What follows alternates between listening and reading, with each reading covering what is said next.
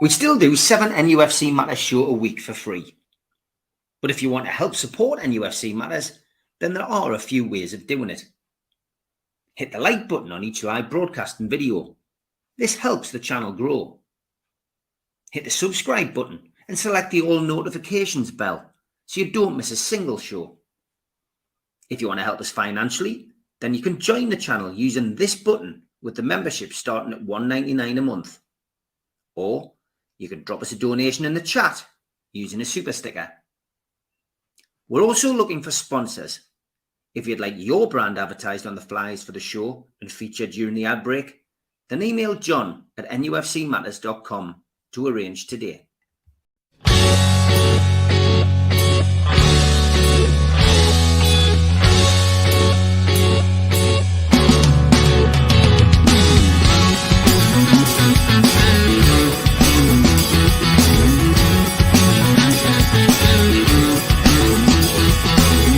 Hush now, city kids, gather round for other myths. Hush now, city kids.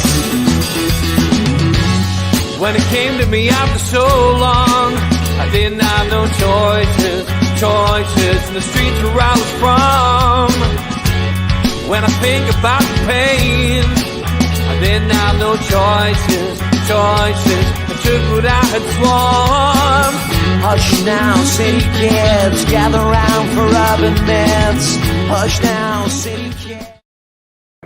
Good evening, welcome to NUFC Matters with me, Steve Great. Geordies here, Geordies there. Wednesday night's show for you on the channel. Good evening to George, to Kevin, to Stu, and to Al-Walid. Steve's busy working and Mitch is having an early night tonight, so you'll see those guys back on Friday night on the Amigos. Don't forget as well, Supermac and Gibbo is at the earlier time of 10 o'clock in the morning, just so you're aware.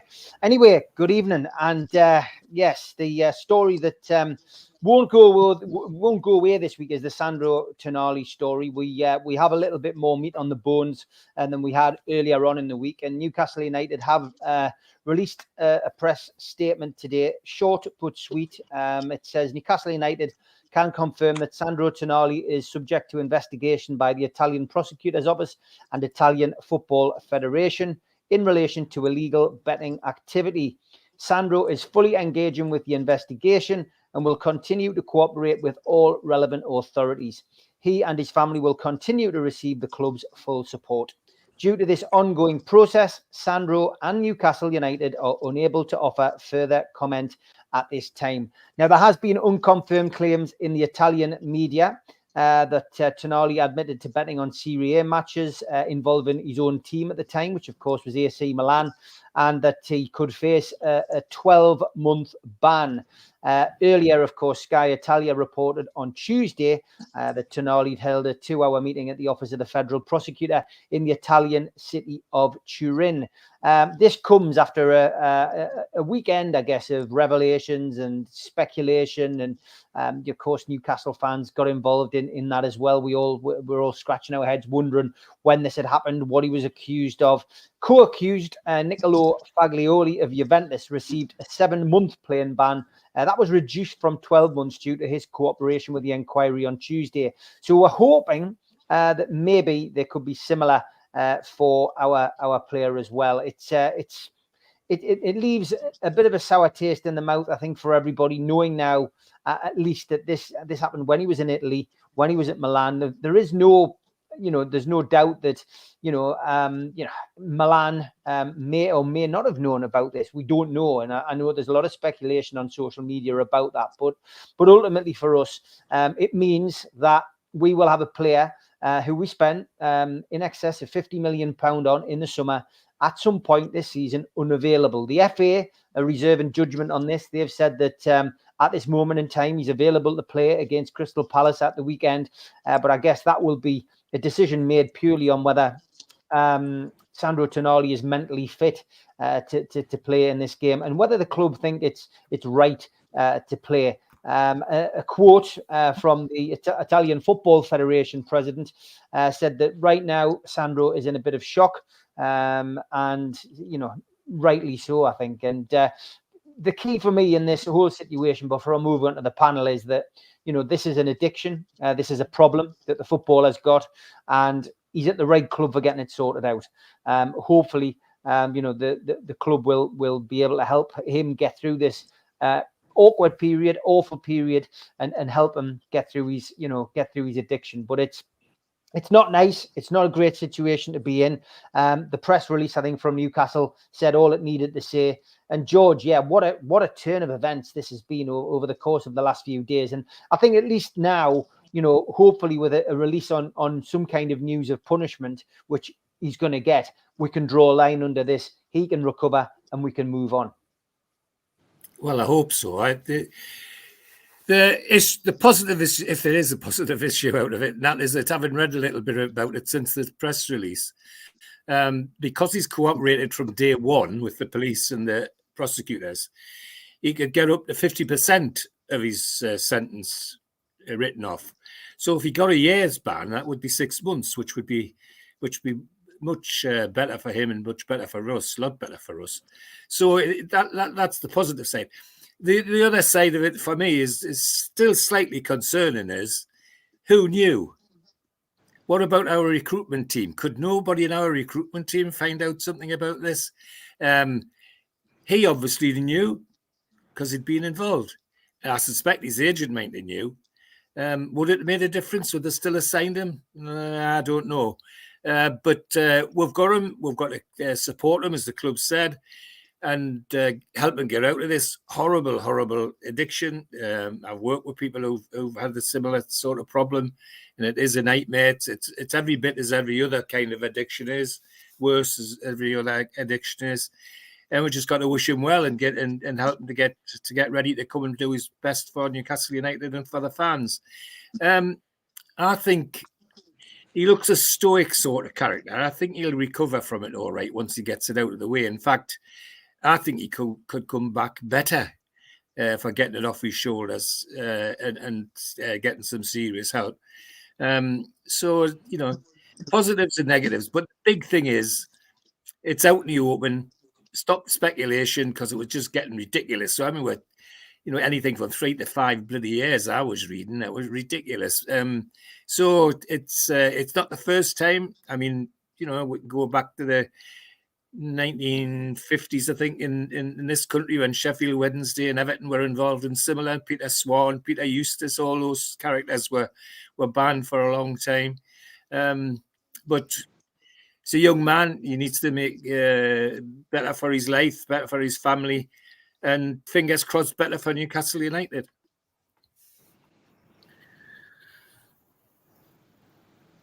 Kev, it's not a great situation. Our midfielder who we signed in the summer is now unavailable, we would imagine, for potentially 6 months, potentially longer. But yeah, it's we've just got to get on with it. We can't do anything about it now. The cat's out the bag. Wow. Tonali's got to take his punishment, hasn't he? Absolutely. And like George said, I think at this point the news is broke. He's done what he's done. He'll accept the punishment, whatever comes his way, when it comes his way. But I think as a club, and they've come out and said, have to get behind him and actually get him help. Don't know how the severity of it, don't know how much he's actually bet on. That hasn't obviously been disclosed, so I can't really comment on that. But again, it's with anything in terms of addiction wise, whatever, you've got to get the right help at the right time. And you've got to get some support from within the club, from the playing staff, probably more than anything. And we've mentioned Kieran Trippier and probably maybe others. Get Keith Gillespie in to help him out and see what he got through and how he got through it. So get people around him who've been through the actual problem and been through the issue, whatever it is, and see what happens. And I agree with George. I think he could come back as a better person more than a better player, and not doing what he's been doing, because he's essentially bringing the game into disrepute. In my opinion, he's again, it's speculation at this point. Has he bet on? I've read that he was betting on AC Milan when he wasn't playing, but again, it's for his club. So again, does he know insider knowledge? It happens over here all the time in the United States about NFL and others. It happens all the time because they talk to each other within clubs or within teams to where, okay, he's not playing, but he's going to be playing. But okay, and it's called the over/under about points and how many things, what's going to happen, how many receptions this player is going to have, or how many runs this player is going to have in the NFL. So they'll bet on them. And again, it's heavily corrupt. So going back to my original point, I think again, just get the help that he needs. He's a young lad. He's a young lad with a lot of money who needs help. Yeah, I mean, I agree with that, and I mean, I've seen a couple of things in the chat there. You know, some people saying the trust's gone. You know, I wouldn't play him again. Kev says, I agree with Kev's sentiment. It's a serious illness. That is one of those that there's shame attached to it. Yeah. Many young men can fall apart with this addiction. These people need help, not just punishment. Kev, I agree with you. 100%. I understand the sentiment from Ian, who does the fans forum. I can't help feeling let down by Sandro.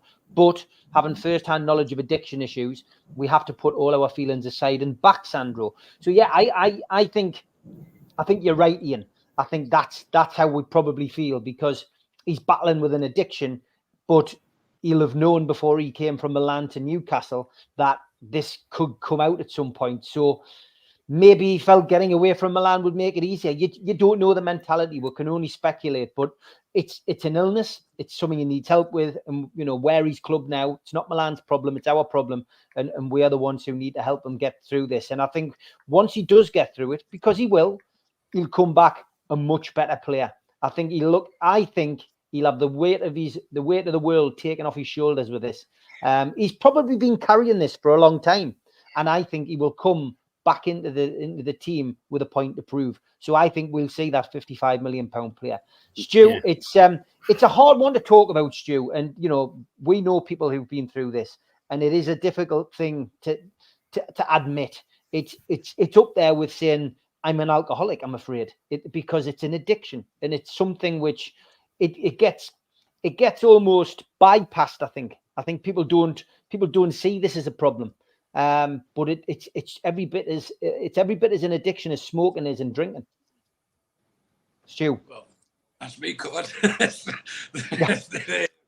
Right, you ought to say that when we discussed this on the professionals on Sunday, at the time it was speculation, but now the speculation has substance, doesn't it? So it's clear that he has done wrong. It looks like he's admitted it, but the severity of what he's done is still unclear. And that's where the speculation is rife for the media. If you could read 10 different reports and get 10 different statements of what he's alleged to have done. So that's the bit we have to wait. But for all intents and purposes, he will get banned, and that's the rules. So I can understand why people say they've got no sympathy on that. But sometimes people in glass house. Oops. Yeah, we've got to bear with him. He's back. Yeah, you keep going off, Stu. Your internet's been poor the last few weeks. Your sound. We all have to keep quiet when you speak, and then you keep dipping off sometimes and coming back in. You sometimes might not recognise it. But yeah, go on, mate. Continue. You better start again, I would say. Right. Well, just in the ban, that's the rules. But the three words I mentioned when I popped on the Amigos, and then I covered them again on Sunday, was duty of care. And it's just non-existent from those who are dishing out the punishment. It's all right saying we'll ban it for 12 months, but we'll drop it to 8. Even if they're given 6 months, the punishment's likely not going to be until November. 6 months take him to the end of the season. So he's not going to be playing again until the start of next season at best. You know, so whether it's 6 months or it's 10 months, it's the same thing. But the draconian measures, now this is what's wrong with it. It's okay, that's your ban. You have to, you've done wrong. That's the punishment. But you have to look behind it and think, why is someone committed? I know George has been on in one of his past jobs. He's sat on and passed out punishment. But you have to see why people have offended and how can you stop them re-offending. So the draconian measures I keep touching on there is they're not allowed to train with the team, right? So he's going to be in isolation. What could possibly go wrong if you start thinking about that? It's like his boredom, which is probably what got him gambling in the first place to the amounts that's been suggested. That'll just intensify, won't it? I mean, they're not going to knock his salary off, so he's still going to get his 160 grand a week. He's still a young lad. The temptation is going to be even higher the more bored he is. And more importantly, his mental health will most likely deteriorate because he will think the world has crashed. His own world has crashed down around him.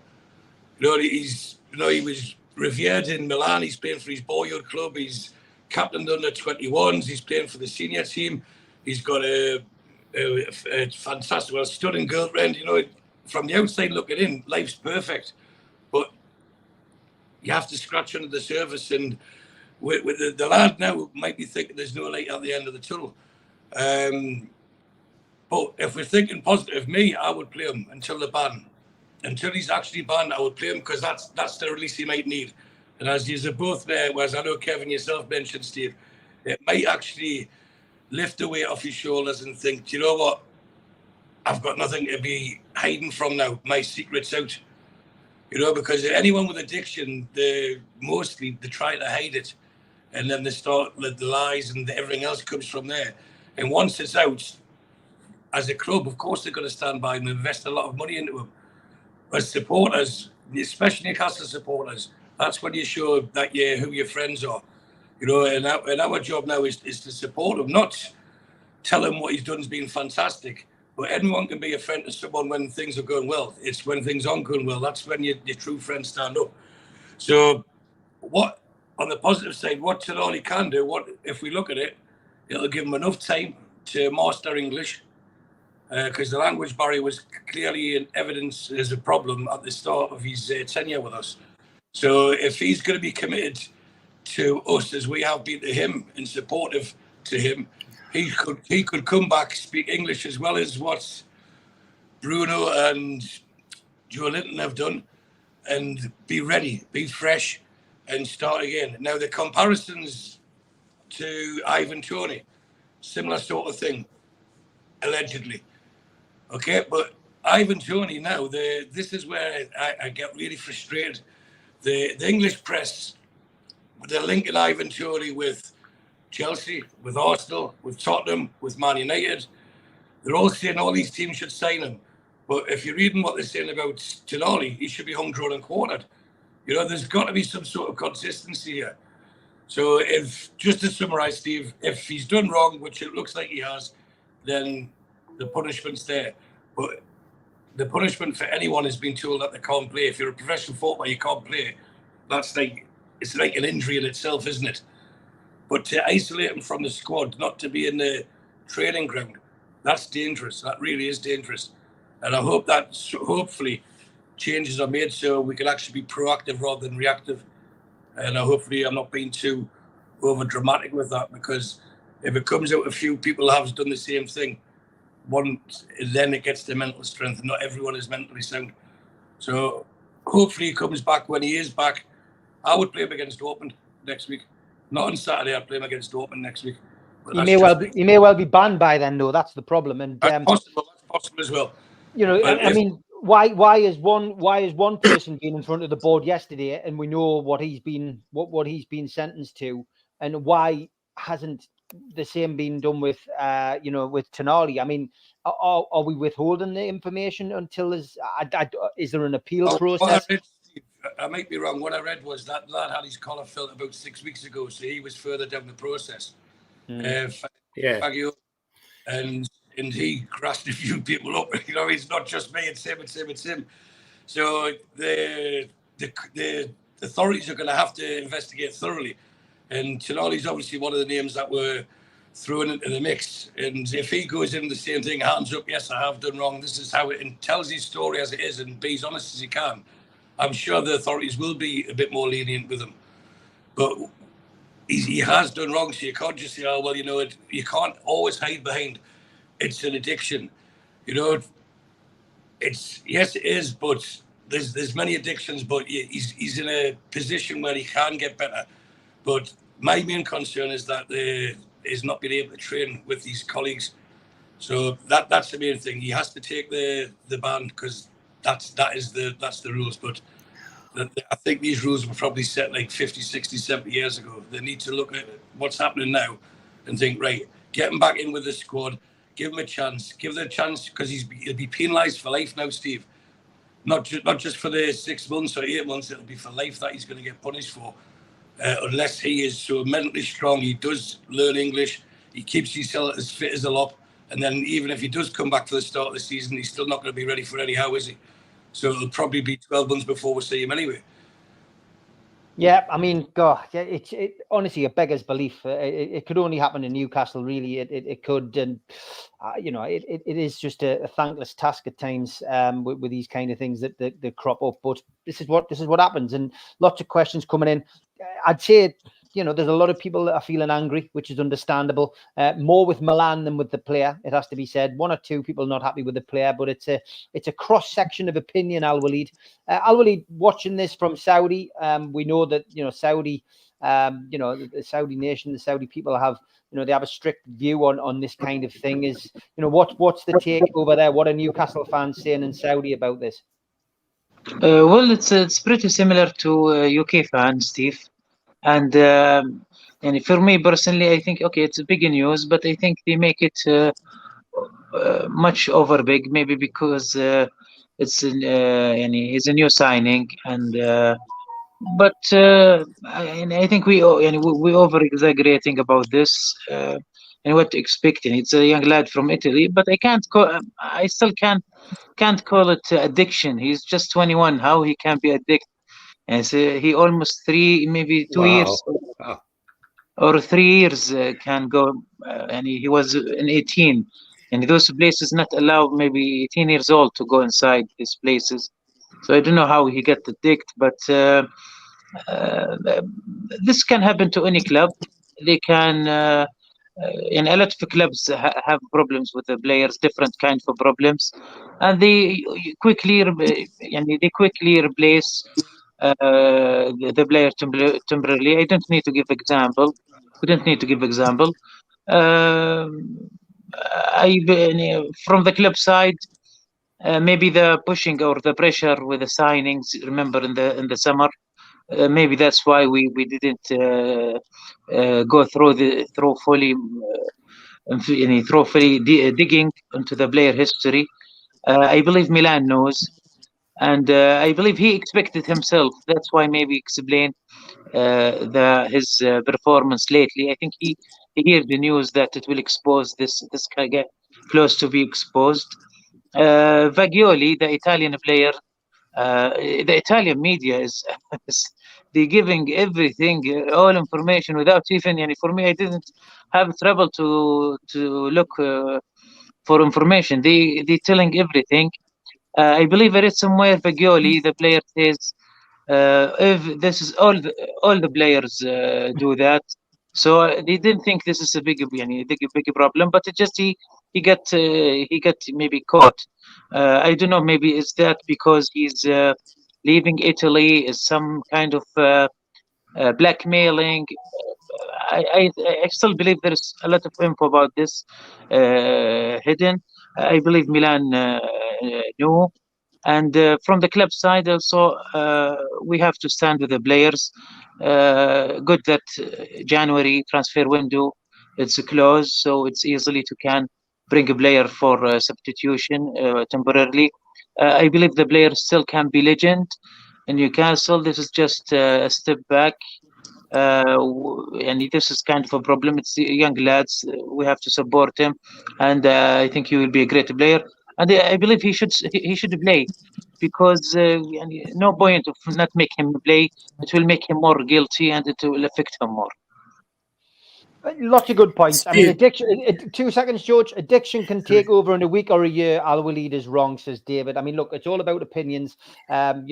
He's given an opinion, and you're giving yours, David. But there's lots of different opinions coming in. Taron says perhaps going forward, there will have to be clauses put into contracts to protect the club against loss of wages. There may well be one, Taron. We don't know yet because it's very early on in the process. In a situation, he says, where a player receives a lengthy ban, you'd like to think that the ownership that we have now might have done something like that. So, again, it's very difficult, I guess, as well to prove. We don't know when all of this has come to light, and were AC Milan aware? It might have been a surprise to them. Who knows? Tim says players now fry in early age. The betting is a no-no. They can't even do fantasy leagues. Yeah, I mean, they're not allowed to go on applications and things like that. Chantal says, I think it would help for the Premier League to ban betting sponsorship. Yeah. David says, shame he wasn't bought on sale or return, then we could send him back. And Paqueta is still playing, awaiting his fine, says Tim, which is a good point. So go on, George, before we go to the ads. What else have you got to say on it? Well, just to help Al Walid about his age, I've sat in youth court dealing with 14 and 15-year-olds that have a worse addiction than Tonali has. And it's tragic. The other thing is that AC Milan might have known, but the other thing about addiction people forget about is that it's a secret world until I found out. Until somebody presses the right button, it's this very, very secret world. It's worse. You couldn't have anything more secret, because the last thing they want is people to find out, and probably don't even tell their friends. Although I suspect people in the dressing room might have known. But it is a hard one, a very difficult one, because it's a very secret world. And as I say, I've dealt with teenagers who've had massive addictions in betting and alcohol as well. But it's tragic is the word. The other thing is people saying, well, shouldn't play again for a while. I'm sorry, I hope Newcastle United's a bit more mature than that. And we are. At the end of the day, they're standing by him and doing what they can to help him, I'm sure. Stu's right as well. Isolation is something which is, it just can't help. It can only be bad. So they've got to do things about getting around that sort of thing. I suspect that he's off-duty hours. He'd get lots of visits from people like Trippier and friends just to keep him company, and all of that. And I hope they do, as long as within the law. That's the important thing. But it's I can't emphasize. It's such a bad one. It's such a big one. It's a bit of the criminal justice system in magistrates' courts, but bear in mind I've been retired a while now. Where they did put a lot of effort into doing this, and we all, where there was an addiction of any sort involved, we used to sit much longer to try and define the punishment, and then make sure that the individual got something out of the punishment as well, some correction, some treatment out of the punishment. And I always thought that was a good bit of the criminal justice system that I worked in. But it's hard. As I say, at first, it's a secret world because they don't want others to know. They want their family to know, never mind strangers. So it's very, very hard. So Milan might not have known. At the later stages, they probably did, because I suspect he was just glad to confess it once it was out. Anyway, that's enough for that. So. No, good points, and some good points in the chat. Thanks for that. We're going. Yeah, go on, Kev. Before we go to the ads, I think this is from a humility standpoint, from the personal level, from not me but Tonali specifically. I think you might just have to come out and apologise to the football world. Yeah. Like Tiger Woods done when he had when he's on pain meds, crashed, had to come out, done his cheating and all the rest of it. That's a different thing. But I think if he comes out and just says, hey, look, hold my hands up, I'm sorry, I think that'll go a long, long way within his help and recovery process. Yeah. Got to be sincere, though. Yeah. Say what, Stu? Got to be sincere. Exactly. That's what I'm saying. It's got to be a heartfelt apology to everything, but it'll probably be handwritten for him. But at the same time, I think it's got to be personable to the whole club and the football world to say that I did it and I'm sorry and I'm going to get help and move on. Yeah, I think that's where we're at with the club. I think the club, the club statement today more or less explained the situation very well. And, there'll be another statement, I'm sure, at some point when we get a verdict on what kind of suspension he's going to get. And then I think we'll get something. I mean, that's the one thing the club have been, very good at, with the exception of tickets. I'm not going on to tickets, by the way. Is explaining to the fans what is going on. So yes, I think we'll get a bit of that as well. Okay, we're actually on time for the ads, so here we are. Wow. A big thanks to all our sponsors: Skips and Bins, telephone 0800 25 45 25 3, email inquiries at skipsandbins.com, website skipsandbins.com, easy contract free and pay as you go waste collection. Thanks to Mr. Vicky Sauces, handmade in Cumbria. You can find out more about them from their website, mrvickies.co.uk, or by calling 01768 210 102. Thanks to Media Arts for all the help with the video side of things. And thanks to United Group Travel, UK coach holiday firm based in Morpeth. There's no strangers on their tours, just people you haven't met yet. They're now taking bookings for 2024. You can call 01670 632 460, 0791 666 4174, or 07957 141 654, or go to the website unitedgrouptravel.com. Please subscribe to the channel. Hit the subscribe button underneath the video today. We still do 7 shows a week. Hit the thumb up under the video to like it. It does us a big favour. Click share to share to your other social media and let people know about NUFC Matters. We're also a podcast. You can find us on iTunes, Spotify, and other podcast providers. If you want to help the show financially, you can take out a £25 one-off membership. You get a scarf, a pen, a cup, and a membership card. How do you get it? Go to nufcmatters.com, look for membership.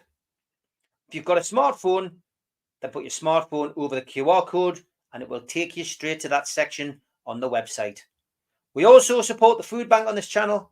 You can donate to the food bank today by going to nufcfansfoodbank.co.uk.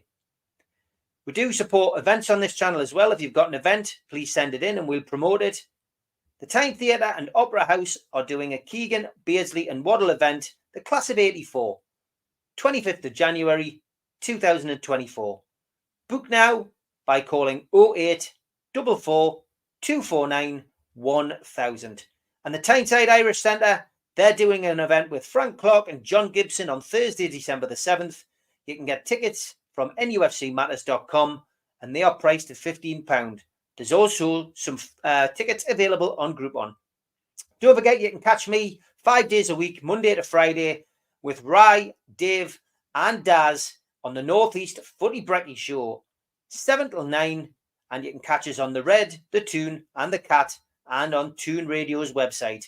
WhatsApp us on the day 0330 043 2002, the perfect way to start your day. Couple of other comments. The Major of Simpleton says the lad who's ratted them both seems like a nice character. Jules says education and support for players from an early age is lacking. A duty of care is so important, but also difficult in practice. For me, he's done wrong, but he needs help and support, not more pressure. Ian says, well said, George. I agree. All addictions are terrible, but gambling and drugs are the hardest addictions to admit to and get treatment for, as they're generally hidden more than alcohol, which is accepted. And we've also got the statement which Paul Merson's put out on Twitter, which I'm going to read to you before we draw a line under this. Just want to wish Sandro Tonali all the best from this horrible addiction and hope FIFA and everyone else goes easy, and to understand this is an illness and to stop throwing out big bans and to help people get. I understand if someone is playing in a game and is betting on the other team, then a ban should be imposed, but people need help. I've had people say to me, have some willpower. And I say, next time you have the craps, stop it with willpower. By banning people, stops people asking for help. Please show some understanding. So thank you for that, mate. Thanks to everybody for sending that across to us. We'll draw a line under it. We'll wait until we see what the punishment is and go from there. Sam says your YouTube adverts interrupted NUFC Matter adverts while I was watching George doing the quiz. No getting away from them. Good effort in the quiz, George. We'll have the winner of the quiz will be announced on Friday. Stu's episode is yet to play. I think we played Mitch's last night, so there's one more to go. There will be an announcement on Friday as to who has won. So keep peeled on the amigos. And Alan Thompson says, I think we should now support Tonali as much as we can with his addiction. Let's face it, there's 35,000 fans at Sunderland who have an addiction and nobody bans them. Just quickly, Steve, I've just had a message from Geordies. He said he's sitting watching it live, but not able to join. And just after Al Walid finished, and an advert come on, as you're talking about, for online gambling. Can you believe that? Yeah. That's YouTube for you. It's an algorithm, I guess, and they'll pick up on what you're talking about. But Steve, can I just say that's the horrible irony of all of this. In a sport that's taken millions and millions of pounds from gambling organisations, Mhm. You know, just Yeah, you're right. I do want to plug this as well. Teesside to Dortmund, warflights.com. Go across to there. They're doing a direct flight to Dortmund from Newcastle, 7th of November, 12 o'clock. We've been asked to promote this for the guys. It's flying from Teesside Airport. Nobby Solano will be on that flight, and Nobby Solano will be doing a talk in at the airport prior to going there. But yeah, warflights.com if you're interested in booking a flight direct to Dortmund for the Champions League game. As always, we do have Ask George. Now, I forgot to ask people because of talking about that fairly important issue, but we did get a couple of questions in, so I'll play the music and I'll ask George.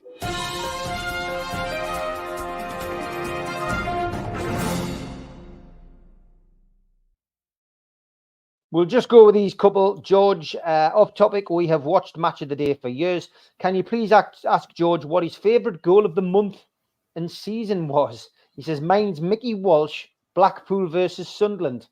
I guess it's easier to say, have you got a favourite goal? yes. I would say maybe, I wouldn't say Newcastle. It could be anybody because there's been some belters by other clubs over the years. But it's a Match of the Day question. My favourite one, still a Newcastle one, Hatton Ben against Bolton in a cup match. Right. I haven't seen a better goal than that. And if you want to go even further back, Jackie Milburn's first goal against Blackpool. Was that a Match of the Day, though? It's a Match of the Day question. No, that's what I was thinking about. There wasn't any Match of the Day then. So, no, it's got to be Hatton Ben Arfa. I've never seen a bloke gets on his own penalty area, gets the ball rolled out by the goalkeeper. It ends up by walking into the net at the other end. And on the way, 4 or 5 people trying to chop him down. I mean, I've never seen anything quite like that. There you go. There's your answer then. And Tom says, ask George, what's your non-league football team, George? I have a soft spot for Bishop Auckland because of the exploits in the Amateur Cup. But also when I was at Newcastle as a young player, we used to, those of us that weren't on professional contracts could become what they called permit players. We could use our Football League registration and ask the club if we could go and play for somebody else, or the club could ask you if we wanted to play for somebody else. And 6, 7, 8 times I got shipped out to Bishop Auckland when people like Bob Hardesty and Warren Bradley and people like that were playing for them, which was something. I mean, they were people who walked straight into the Manchester United team after the Munich disaster, you know. So Bishop Auckland, if I'm pressed, yeah. Okay, and yes, Jules Nobby isn't the pilot of the plane. No. Tim says, what's George's favourite band from the 70s? Wow, it's the date that's the problem, not the band. Who was around in the 70s, lads? So Sex Pistols. Queen. Oh yeah. I was thinking of Queen, Stu. Yeah. Bohemian Rhapsody takes some beating. Yeah. Okay, that's all we've got time for Ask George. We've got other things we need to talk about, but I'll remember to ask the question next week.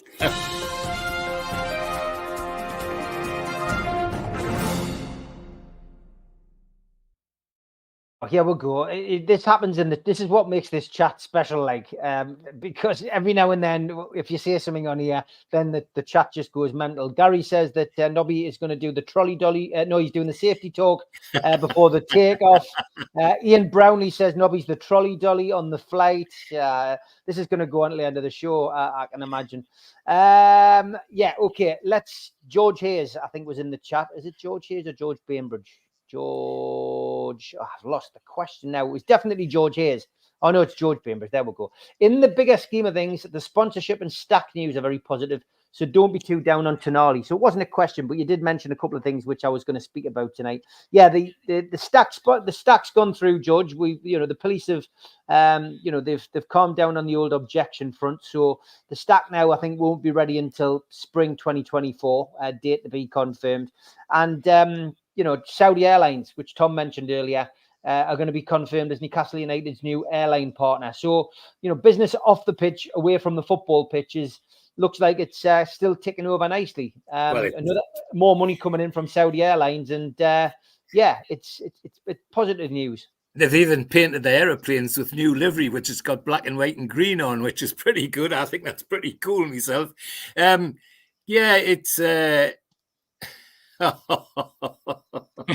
Oh, Ian, he's just knocked us off his thread there with that. Never mind. I've got some stories about that as well, but never mind. Yeah, Let's move on. that's for after hours, George. No, it's all good news, isn't it? You know, I've said on here and on other platforms that we do that all these good things for fans are embraced. I mean, I've got no problem. I'm a, you know, people misunderstand me sometimes, that because I've been a teetotaler all my life, they think that I don't want to go where there's drinking.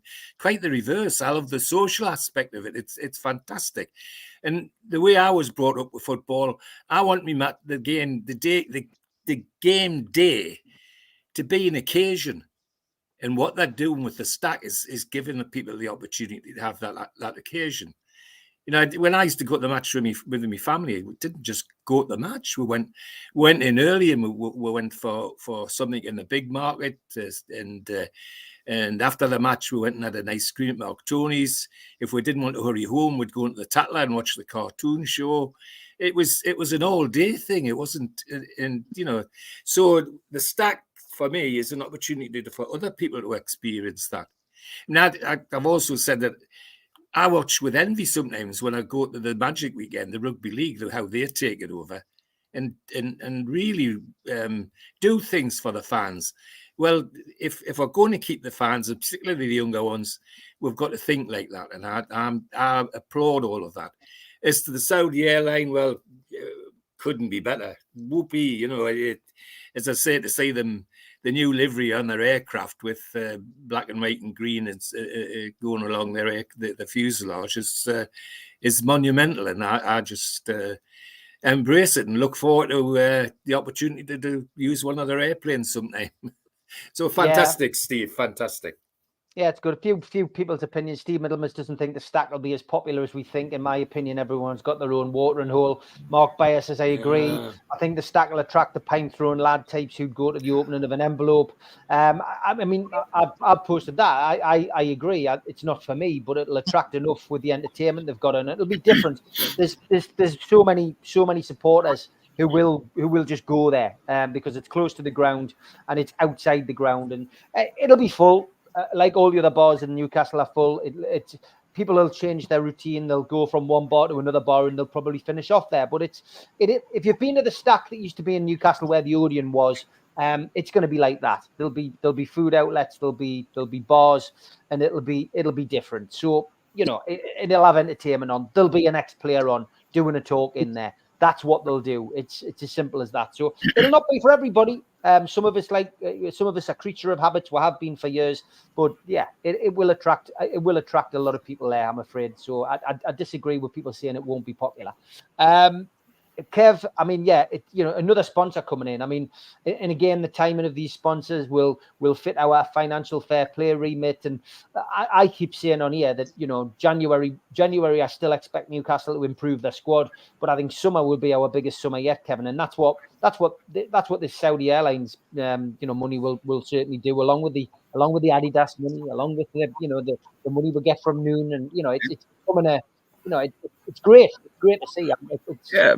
More the merrier, whoever we can get in who's willing to pay the money, more the merrier, and that will help us and with fiscal years and things like that for financial fair play purposes. Come and join in. It's a ride, literally, no pun intended, but it's a literal ride with Saudi and others who want to get involved. I mean, I don't care who it is. There is a, like I said, sorry, don't care who it is, but regarding the stack, I haven't been home in 5 years, so I can't comment on the stack with the pint throwers and all the rest of it. But what I think what the club will do, and probably in partnership with Cellar, obviously, is it'll be an entertainment venue. It'll be versus a pint throwing venue. Yes, they're going to get some knuckleheads who are going to, sorry for the American phrase, a knucklehead who's going to create that atmosphere. But since I've moved here, what would be almost 15 years, I've come to accustomed to the tailgate, and I send some of you guys the things that we do over here. and it's not a pint throwing exercise. It's actually getting together as a social group and having a good time. And I completely agree with George. But like when I went with my dad, we didn't even go for an ice cream. We didn't even go to a bar. We just went to the game, then went home. So it was in and out really quick. It wasn't my dad's scene. It wasn't his thing. Whatever.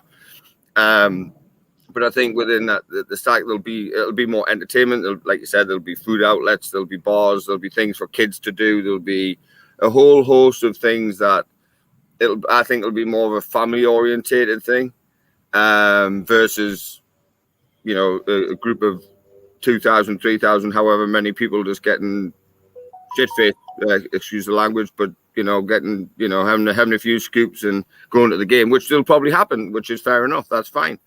But at the same time, I think it'll be more of a family atmosphere. I've got the pleasure of the Home Depot backyard, which is a family orientated area where you can park your car, have a few drinks. There's stuff for the kids to do. There's face painting. There's music going on, everything. So it's a big, unfortunately, American influence. I think will probably take over that area, and I think Downhill will probably have a big hand in what goes in and what happens and how it's produced. But yeah, I mean, I look forward to going to hopefully see it one day. I just need to get over there and experience that. I'll visit it. I'll look at it, and again, it's the fan experience that draws more people to the stadium. Plus, with this potential expansion of the stadium, you need people there to get to the stadium, to get closer to the stadium, to create that environment and the ambience of the game before you get into a potential 60,000 seat stadium or whatever it could be. So yeah, I'm all for it. It just depends how it's done and how it's laid out. We just can't all have bars. We just can't have all of that. It's got to be, you've got to, like, as we all know, I'm coaching, and you've got to integrate children into it. You've got to integrate kids into it because they're the future of the football club. And you can't just have, like I said, bars and stuff like that, because it'll not work and it'll just fall flat on its face. So yeah, I'm excited for it. I'm excited for the potential other sponsorships that we may have. Who knows? But it's all positive. It's all good for the club outside of, you know, as long as there's no betting place for Sandro to go to in the stack, you should be all right. But I'm just laughing because Julie's going, someone needs to turn their phone down, and I've just gone, it's George. I've just done my own faglioli there, like grass and I've just turned it off. Yeah, so it's all positive for me. It's all positive, and let's see what happens in the spring. At least it's not during the winter when it's freezing cold.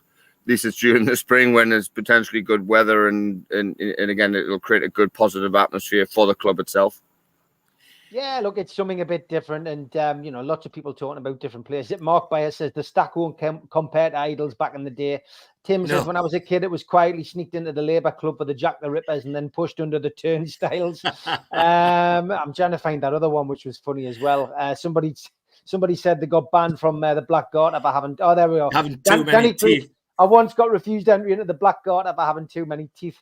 But yeah, I mean, look, more sponsors, the better, Stu. We've talked about it before, and I mean, Saudi Airlines. I think we'd already earmarked that as a potential, hadn't we? When, you know, me and you and Stu were doing the me, you and Mitch were doing the professionals in the summer. We were talking about potentials, and I think even if you go back to some time like last year's podcast, we're probably saying that was potentially one of them that would come in. But I think you've hit a few of them on their heads, and that's another one. That's another tick in the box. Yeah, Saudi, we knew was going to be the official travel partner, but this announcement this week seems to be a bit bigger than that. So it'd be interesting to see what else comes from it. You know, is it going to be a bit more than, like, you know, we keep referencing the same thing? Is it training ground? Is it stadium? Is it stands? You know, there's so many things that can be sponsored, but the way it's been announced, seems to me it's going to be a significant sponsorship. But also, it's not just good for Newcastle, it's good for the region as well, because if they're ploughing the money in, it's, I shouldn't really use this phrase, but it'll be odds on that you get flights from Newcastle direct into Riyadh, especially Riyadh, possibly Jeddah as well. And that'll bring more tourism into Newcastle, which is going to be good for the area. Not just Newcastle itself, because I'm sure they'll want to go to places like Durham and Northumberland. you know, because we do have, well, not so much me because I'm not living there at the moment, but beautiful, beautiful countryside on your doorstep, don't we? And this sort of thing can be sold easily to people in Saudi Arabia. Now, considering that for the majority of them, the temperature, even me, I've just checked my phone there, it's 33 degrees now. And I'm not saying that to get you as bad. It's just, it's hotter than normally at this time of year and at this time of night, well, nearly 9 o'clock. And to get there into the summer, you know, imagine it's just a drive up the Northumberland coast. And it's a very easy win for the tourist boards in the region to sell that to the UK. Sorry, to sell that to Saudi and beyond. And also, I know Mitch mentioned about a bigger aeroplane would mean an extension on the runway, which would then give capability for more airlines to make Newcastle Airport even more attractive. You know, so it wouldn't just be Saudi that's coming in; it can attract others. Like the one I do know of is the A380 that from the Emirates. It's an amazing plane compared to the 777 that I normally fly back on. So it makes Newcastle more of a hub rather than just a stop off or somewhere you can connect the flights. So again, it'll bring more money into the region. It's only good things. I am really intrigued. I'm going to have to start asking about to see what they're actually going to sponsor, apart from just being the official travel sponsor. I'm sure there's going to be a lot more, and there will be more to come. And we've said it time and time again that they'll release them at the right time, and everything will be done for a purpose to fit in with FFP. So they'll know what they need to spend. I suppose with recent events, it's probably answered the question where we want to buy now. Is it going to be defence, midfield, or attack? I think midfield would now get 90% of the votes if you're on a poll. Where's the position we should be looking to fill? So bring the sponsorships on. I can't remember who said it earlier. It might have been Dave McLeod when I was looking through there. That we have so many good things going for us, and not everything in life is perfect. So sometimes you're going to have a little knock. But unfortunately for Sandro Tonali, he's the one. But it could actually be a blessing in disguise for the lad. You know what I mean? It's relieved him of the guilt of keeping things secret. And if he is genuine and sincere about getting better, then that's going to benefit us. He's on a 5-year contract. So he could easily have got injured like Harvey Barnes and missed most of the season anyway. So we'll have to look at the positives from that. And to coin a phrase that's used far too often, he'll be like a new signing coming back next season. Yeah, I think this is probably where the rumours about Emile Smith-Rowe came from as well. I mean, that started to generate over the weekend, and we're all scratching our heads, going, well, we've got far too many midfield players, but suddenly now we've got another one less. So potentially that's where that could have come from. But yeah, I agree with what most of you said. A lot of people chatting about the YouTube adverts. I have. And I know not everybody watches every show, so I've tried to cover it on each show, but YouTube have changed things slightly. So some people watching it on a phone are getting 2 or 3 adverts during the show. Other people who are watching it on TV aren't. Some people who are watching them on Apple are getting one. People who are watching them on Android aren't getting any. I think if you all communicate in the chat with each other like you have done tonight and just give people a bit of advice, because obviously I don't watch the show. I'm obviously presenting it. I don't see the ads. So I think if you can work it out between you should be able to find the perfect way of watching NUFC matters. I do like the idea of one person who says, was it Mick Mullane? There we go. He goes, I watch using both. I watch the TV. There's no adverts, and then my laptop are commenting in the live chat, but that's got adverts. So put it on twice. Put it on twice. It does us a favor as well. But it's something which is beyond our reach. Unfortunately, we've put it onto the bottom level because we have to have the adverts on the show, but it's on the bottom level. Apparently there's an aggressive level. If you go for that, I can imagine you just wouldn't see the show. So yeah, we will see what happens. It'll calm down, I'm sure, over the course of the next couple of weeks. Al-Walid, your thoughts on the new sponsor, Saudi Airlines? Hasn't exactly been announced yet, but they're coming in. They're going to be putting some money in, obviously, and obviously the Stack now has been given permission to go ahead outside St James's Park.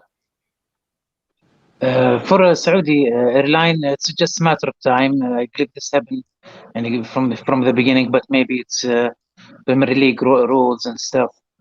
But for me, this is not a surprise. maybe people get mixed with the Riyadh Air and everything, or Red Sea, when they become, they change different companies. But Saudi airline, it was always and still the first airline in Saudi Arabia. I hear that first trip officially for the public, it's going to be in December or January. So this is really great, and it's great to go from Riyadh to Newcastle without stop in London directly. It will be great, and I hope they will have also not just airline tickets. Hopefully, it will be including game ticket as well. Okay, 5 minutes left of the show. Newcastle, of course, back in league action this weekend. It's a good old-fashioned 3 o'clock kickoff. Newcastle at home to Crystal Palace. We are unbeaten in our last 7 league and cup outings, and at home we have won each of our last 4 home fixtures in all competitions. Going back to last season, all 3 of the meetings between these sides were scoreless. The Carabao Cup game, of course, was won on penalties by Newcastle. It's 1,700 Crystal Palace fans are coming. It's the 3 o'clock kickoff, you see. They can sell the tickets and all come. Team news, well, a little bit early for confirmation on what's going to happen with certain players. We know Harvey Barnes is out with a long-term injury. We'll have an update from Eddie on Friday about the availability of Joe Willock, Alexander Isak, Joe Linton and Sven Botman. It does look good on the latter. Sven Botman certainly putting some positive stuff on social media. Joe Willock, I think this will be far too early for him. My understanding, listening to Eddie's press conferences, is he won't be ready until, Eddie Howe fit, shall we say, until November. Isak, I would imagine, and Joe Linton hopefully will be okay as well. But we will wait and see what Eddie's got to say on Friday. As for Crystal Palace, well, Eze and Olise will miss out, but there will be potentially better news for Crystal Palace on the availability of Decore and Lerner. The referee, well, we do have that now. It is Tim Robinson. He is from West Sussex. And we had him for the first, when was the last time we had him? We had him a 1-0 defeat for us at Burnley. That was the last time we had him involved in a Newcastle game. That was back in 2019. So it's been a while. And on VAR, we've had him before. On VAR, it is Simon Hooper. So, George, thoughts on this game, prediction? I think it'll be an interesting game, but Newcastle will win 3-1. I'm going for a penman. Okay, good stuff. Kev, how do you see this? Depends how we start. Probably going to be a relatively tight affair based on their low blocks and counter-attacking style. But again, like I said Monday, I'm going to follow George. I'm going to go with a Stuart Penman, a 3-1. Okay, well, I'll come to you next. What are you going for? Usually we do great before the breaks. So always have when we play bad and after the breaks we get better. So this is the opposite now. But I believe Newcastle will win 2-0. 2-0. Okay, so we've got 2 people saying that the Penman's 3-1. Stu, is it still a 3-1? Well, I've backed 3-1, but I'm going to make a different prediction. I think Botman will start, and I think he'll partner Lascelles. And because Shaw's played midweek, they'll rest him for the European game. And I think the same will happen for Isak. They'll give him a bit longer to get fit again. So I think Wilson will start. Wilson will score a hat-trick, and we'll win 5-1. Okay, 5-1. Good stuff. Well, it's a great show tonight. And Jules says, great show, lads. Good to be able to discuss serious topics like adults, but still have light-hearted moments. Craig Lee says, get your money on a Tonali hat-trick. I've got a reliable source. And it was Cynical Jim. I haven't seen you in the chat before, but welcome. He says, the best thing I ever did was get YouTube Premium. No adverts at all. And I'm sure I get a 3-month trial as well. So well done. Great stuff, mate. And that maybe is a bit of advice for those people in the chat who are getting sick of the adverts at the moment. Go on, George. Just a personal one. You know that I've been flying blind for the last year, and just yesterday, I was told everything was all right. I'd just like to say how much I've enjoyed reading the strap on the bottom. We've got some comedians on the program. I think it's great, absolutely great. Thanks everybody. It's worth watching just to see the strap. That's it. So George just got his strap on. That's how we're going to leave the show tonight. Thanks, everybody. Thanks, Stu. Thanks, Al-Walid. Thanks, Kevin. Thanks, George. Thanks to all the moderators. And thanks to everybody in the chat. I'll be back 10 o'clock in the morning with Super Mac and Gibbo. Until then, good night. Take care, guys. Night, everybody.